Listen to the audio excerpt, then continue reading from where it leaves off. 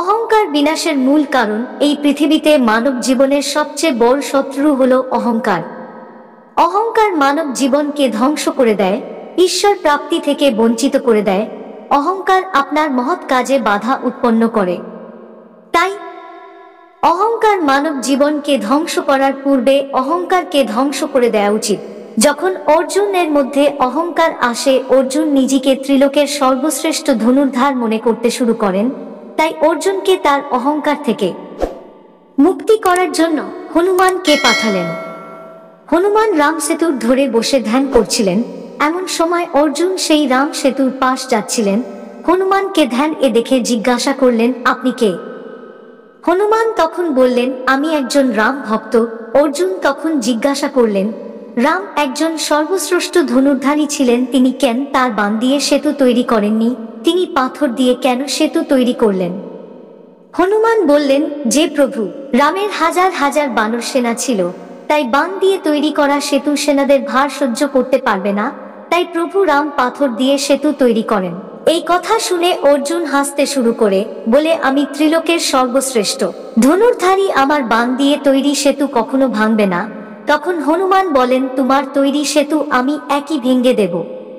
এই কথা শুনে অর্জুন খুব রাগান্বিত হয়ে হনুমান বললেন, ঠিক আছে, তুমি যদি আমার বাণ দিয়ে তৈরি সেতু ভেঙে দাও তাহলে আমি তোমার দাস হব, আর যদি তুমি ভাঙতে না পারো তাহলে তুমি আমার দাস হবে। হনুমান রাজি হয়ে গেলেন। অর্জুন তার বাণ দিয়ে সেতু তৈরি করলেন, আর হনুমান তা পা সেতুর উপর রাখতে এই সেতু ভেঙে গেল। তা দেখে অর্জুনের এতদিনের অহংকার ভেঙে গেল। হনুমান অর্জুনকে বললেন, হে অর্জুন, তুমি তোমার অহংকার এর জন্য অনেক বড় পাপ করেছো, আর সেটা হলো প্রভু রামকে অপমান করেছো। অর্জুন বুঝতে পারল তার অহংকারের জন্য কত বড় পাপ করেছে।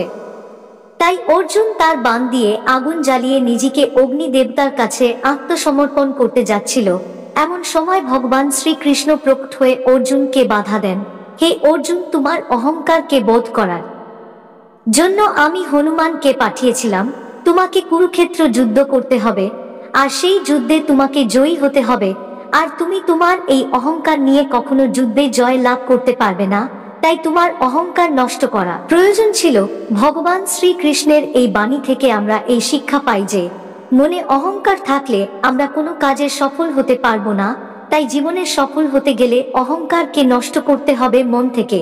বন্ধুরা, কেমন লাগলো আজকের কাহিনীটি কমেন্ট করে জানাবেন। তাহলে বন্ধুরা, সবাই একসাথে বলি রাধে রাধে।